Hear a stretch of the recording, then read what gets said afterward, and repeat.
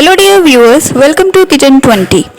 अगर आप हमारे चैनल पे न्यू हैं तो प्लीज़ सब्सक्राइब और बेल आइकन को भी ज़रूर प्रेस कर देना, जिससे हमारी वीडियोस की नोटिफिकेशन सबसे पहले आप तक पहुंचेगी। तो आज की रेसिपी शुरू करने से पहले किचन 20 की तरफ से आप सभी को नवरात्रि की हार्दिक शुभकामनाएं। जी हाँ, नवरात्रि का पावन त्यौहार आने वाला है, तो इसलिए हम लेकर आए हैं आपके लिए एक झटपट व्रत स्पेशल स्नैक रेसिपी, जिसे आप घर पे सिर्फ 2 इंग्रेडिएंट्स में बनाकर तैयार कर सकते हैं। जी हाँ, उसका नाम है साबूदाना टिक्की, जिसे आप फास्ट में खा सकते हैं। तो इसकी बहुत ही सिंपल रेसिपी है, ज़्यादा इंग्रेडिएंट्स की ज़रूरत नहीं है और व्रत में आप इसे ईज़िली बना के खा सकते हैं और अपने परिवार वालों को भी खिला सकते हैं। तो साबूदाने की टिक्की बहुत ही टेस्टी रहती है खाने में, और इसे आप चाय के साथ, हरे धनिया की चटनी के साथ या दही के साथ, किसी के साथ भी ले सकते हैं। तो बिना किसी देरी के शुरू करते हैं। सबसे पहले हमने यहाँ पे साबूदाना को भिगो के रख दिया था। 4 से 5 घंटे आप भिगो के रखेंगे तो ये फूल जाएंगे और काफ़ी सॉफ्ट हो जाएंगे। आप चाहें तो इसे रात भर भी भिगो कर रख सकते हैं। जब ये फूल जाएंगे और अपने साइज़ से डबल हो जाएंगे तो हम इसे अच्छे से वॉश कर लेंगे, ताकि जो इसका थोड़ा बहुत गंदा पानी है वो हम अच्छे से साफ़ कर लें।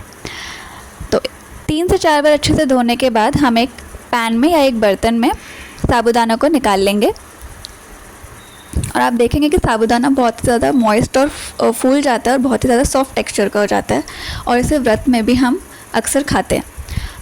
तो हमने साबूदाना ले लिया है। जितनी आप टिक्की बनाना चाहें उस हिसाब से ले सकते हैं क्वांटिटी। हमने इसमें डाला है ढेर सारा कटा हुआ हरा धनिया, थोड़ी सी कटी हुई हरी मिर्ची। ये ऑप्शनल है, अगर आप नहीं खाना चाहें तो आप ना भी डालें। फिर हमने लिया है यहाँ पे व्रत वाला नमक, यानी सेंधा नमक, क्योंकि हम व्रत में यही नमक यूज़ करते हैं, तो आप अपने हिसाब से डाल सकते हैं। फिर हमने यहाँ पे 2 बॉइल्ड पोटैटोज़ यानी उबले हुए आलू लिए हैं। मीडियम साइज़ के आलू थे। इसे हम कद्दूकस कर लेंगे ताकि ये बहुत अच्छे से बारीक हो जाए और अच्छे से हमारे साबूदाने की टिक्की में ये इस मिक्सचर में अच्छे से मिक्स हो जाए और इसके लम्स ना बने। अगर आप ऐसे ही फोड़ देंगे आलू को तो उसके मोटे मोटे जो गट्ठे हैं वो उसमें रह जाएंगे, तो वो टिक्की बनने में दिक्कत आएगी। तो आप इसे ज़रूर कद्दूकस कीजिएगा, तो बहुत ही अच्छे से इसका एक फाइन मिक्सचर बन जाएगा।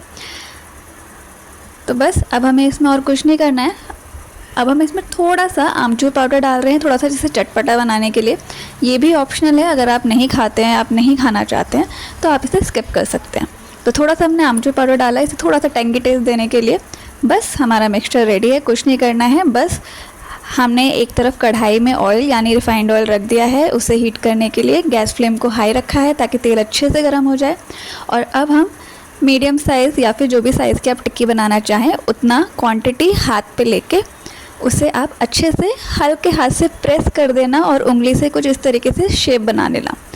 तो ये आपकी टिक्की की शेप हो जाएगी। अब ये शेप आपके ऊपर है कि आप इसे थोड़ा छोटा बनाना चाहते हैं, बड़ी बड़ी टिक्की बनाना चाहते हैं, मोटा या पतला, वो आप अपने हिसाब से कर सकते हैं। तो इसी तरीके से हम यहाँ पे टिक्की को बना लेंगे। और हमारा तेल अच्छे से गर्म हो चुका है, और अब हम इसमें टिक्की डालेंगे और इसे डीप फ्राई करेंगे जब तक कि ये कुरकुरी ना हो जाए और इसका कलर जो है गोल्डन ना हो जाए। हो सकता है कढ़ाई में साबूदाना है, बहुत मॉइस्ट होता है, तो इसका टेक्सचर काफ़ी सॉफ्ट रहता है, तो इस वजह से हो सकता है थोड़ा सा चिपकने लगे। तो इससे घबराना नहीं है आपको, बहुत ही ईजिली ये पलट जाएगा और कढ़ाई से भी हट जाएगा। और अगर आपको लगता है कि तेल बहुत ज़्यादा गर्म हो गया है और अच्छे से पकने में थोड़ा टाइम चाहिए, तो आप गैस फ्लेम को मीडियम भी कर सकते हैं। तो हमारे एक बैच जो है साबूदाने की टिक्की का बिल्कुल रेडी हो चुका है।